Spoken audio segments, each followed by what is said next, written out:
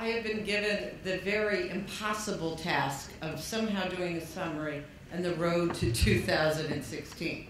And given the wealth, the richness of what's happened here today, I will fail. But bear with me for a second.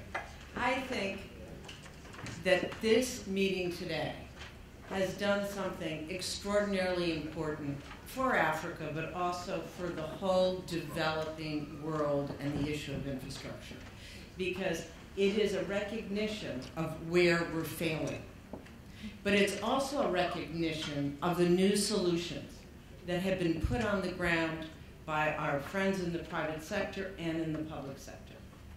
And so, call it tipping point, call it what you will, but we have a political imperative, and we really need to push forward together. And I'm sure you feel like I feel, it's very daunting, because if you just think about I'll put forward 3 specific areas where we need to change the paradigm. One, I think it's very clear. There's a consensus. We have to change the way we operate systematically in project development. We have to be able, you have a conundrum, because as Taz said, you have a funding need of $2.5 billion. That's extraordinarily scary.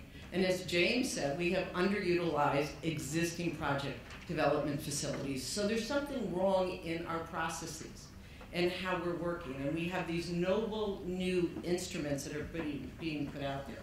But as others have said, we have to really think about reallocation of how the public sector is spending its money. We have to think about what our instruments are. There was a lot of confusion, and it's gone on for years, about what risk mitigation structures are, what they do, what they don't do. We've got to get clarity on that. We have coordination failures across the public sector. And 2, even though we've said it, I don't know how many years, 20, 30, we need to improve the business enabling environment. Every document that happens, and we all subscribe to it and put our hand to it. But, in this discussion today, there was much greater specificity about exactly what those policies are as they relate to getting deals done, developed and done. And so there's a lot of work that needs to be done, whether it be in procurement, there's the debate on standardization, what can be standardized versus what can't. There's the incredible need to speed up the government support process and have champions. I mean, these are all really doable things. And then thirdly, I think this focus on really looking at the incredibly high-skilled professionals that we need to get these hard projects done, and how to do it in a way that really reduces the time to financial close and operation. And there's 2 levels there.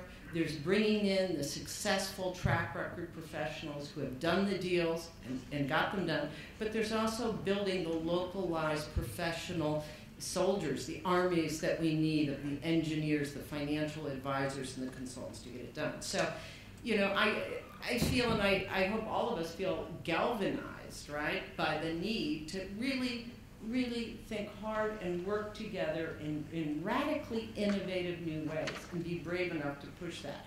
So I think we need to thank everybody here, the speakers, the chairs, but all the participants in your comments that have really, been candid and brought ideas and problems here.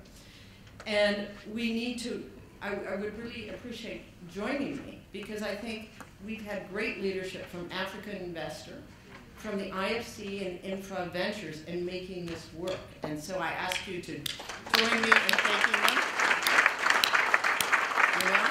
This is the first co-development partnership, project development partnership summit. And I hope you will request, as I will personally, the need for another one, next year, 2016. And between now and then, for us, I think we've all kind of bonded in a way to work together towards these goals. And I also want to remind you tomorrow that we're going to continue, this time tomorrow, working with pension funds and sovereign wealth funds, and we hope you will join us in that. So thank you, and onwards. Doing business in Africa. You can't afford to be without Africa Investor.